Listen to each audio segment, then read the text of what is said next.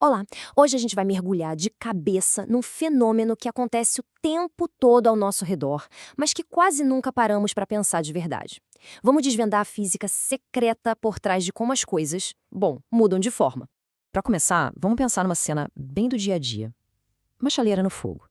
A gente esquenta a água, a temperatura sobe, sobe, sobe, e aí, de repente, num ponto muito específico, ela explode em fervura. Mas por quê? Por que essa mudança é tão abrupta? Por que não acontece aos pouquinhos? Pode parecer uma pergunta simples, mas para a física, isso aí é um mistério dos grandes. E para a gente começar a resolver esse mistério que nasceu na cozinha, a primeira coisa a entender é que a gente não está falando de uma molécula de água solitária. Nada disso. Estamos falando de um comportamento coletivo.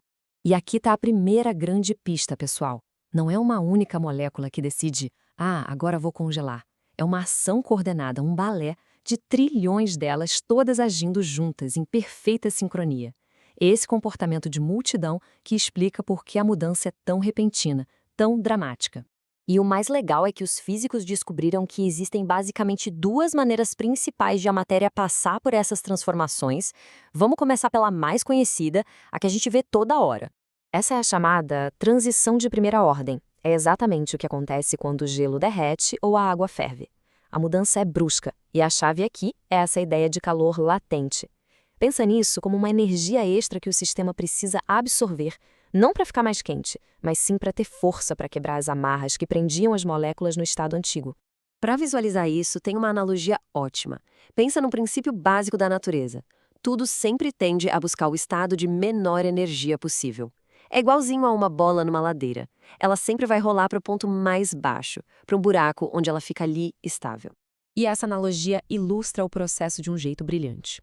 O estado sólido, o gelo, é como se as moléculas estivessem nessa bola, quietinhas num buraco de energia estável. Aí a gente adiciona calor, que é como dar uns empurrãozinhos na bola. Com energia suficiente, hop, ela consegue pular para fora desse buraco e cair em um outro ponto de equilíbrio, o estado líquido. É um pulo, um salto, e não uma descida suave. Então, o ponto central aqui é essa dança entre ordem e desordem. No estado sólido, as moléculas estão todas organizadinhas, presas numa estrutura cristalina, um padrão fixo. Já no estado líquido, elas estão livres, leves e soltas, se movendo de forma caótica. A transição de primeira ordem é justamente esse salto abrupto de um estado superordenado para um totalmente desordenado. Mas nem toda mudança de fase é um pulo desses. Algumas são mais suaves. E para entender isso, a gente precisa dar uma olhada na ordem secreta dos ímãs. Aqui a coisa fica mais sutil. Se você pegar um ímã e começar a esquentar, ele não perde a força de uma vez. Ele vai enfraquecendo, enfraquecendo, de um jeito contínuo, gradual, até que, numa temperatura crítica bem específica, a magnetização simplesmente some. Essa é a transição de segunda ordem. Para sacar isso, dá uma olhada nessas imagens. Um ímã funciona porque lá dentro, trilhões de mini-ímãs atômicos, que a gente chama de spins, estão todos alinhados, apontando para a mesma direção. Essa é a fase ordenada, ferromagnética, que está aí na esquerda. Mas quando a gente esquenta, a agitação térmica bagunça tudo e os spins ficam aleatórios, cada um para um lado. Essa é a fase desordenada, ou paramagnética, à direita. E isso nos leva a um dos conceitos mais bonitos da física, na minha opinião: a quebra espontânea de simetria. Pensa só.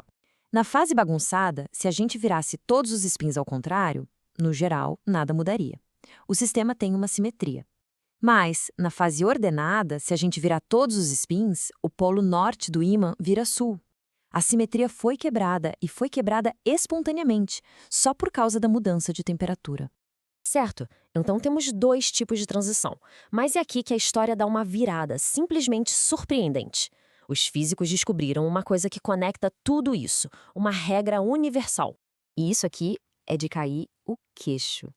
Pega aí materiais magnéticos totalmente diferentes um do outro. Quando eles estão chegando pertinho daquela temperatura crítica onde perdem o magnetismo, eles se comportam exatamente do mesmo jeito. É como se, de repente, os detalhes de cada material não importassem mais, e uma lei muito mais profunda, universal, tomasse conta de tudo. Essa analogia do material de pesquisa é sensacional. Imagina, durante a corrida, cada carro de Fórmula 1 é diferente, certo? Mas perto do ponto crítico, a linha de chegada, todos eles seguem o mesmíssimo padrão para frear e parar. É a mesma coisa com enzimas. Perto da transição, o comportamento coletivo deles se torna idêntico. E os físicos até deram um nome para isso: classes de universalidade. É como se a gente pudesse agrupar sistemas diferentes em famílias com base nesse comportamento idêntico. E o que define a família não é do que eles são feitos, mas sim coisas mais fundamentais, como o número de dimensões em que os componentes deles podem se mover. Então, a grande pergunta passou a ser: como é que a gente calcula e prevê esse comportamento universal? Isso exigiu uma ferramenta matemática super engenhosa, toda focada na ideia de mudar a escala com que a gente olha para as coisas. Exatamente no ponto da transição, o sistema ganha uma propriedade quase mágica, a invariância de escala. Olha só essa espiral. Se a gente der um zoom em qualquer pedacinho dela, ela vai se parecer com a espiral inteira. O sistema na transição de fase é assim, os padrões se parecem os mesmos, não importa a escala que a gente use para olhar. E para lidar com isso, desenvolveram uma técnica genial chamada grupo de renormalização. A ideia, basicamente, é ir simplificando o sistema. Olha para a esquerda. Tem uma grade cheia de spins. Agora a gente agrupa eles em blocos. Dentro de cada bloco, a gente vê qual é a maioria. E aí a gente cria uma nova grade, mais simples à direita, onde cada super spin representa a maioria do seu bloco original. É um mecanismo que lembra um pouco o sistema de eleição americano. O candidato que ganha num estado leva todos os votos daquele estado. Esse processo de renormalização faz isso. Ele ignora os detalhezinhos e revela o que está acontecendo em grande escala. E foi repetindo esse truque, de novo e de novo, que os físicos finalmente conseguiram calcular as propriedades universais das transições de fase. Então, o que começou com água fervendo numa panela nos levou a regras profundíssimas sobre ordem, simetria e universalidade. E isso tudo nos deixa com uma pergunta final que é fascinante. Se essas regras governam sistemas físicos tão complexos, onde mais elas poderiam estar escondidas?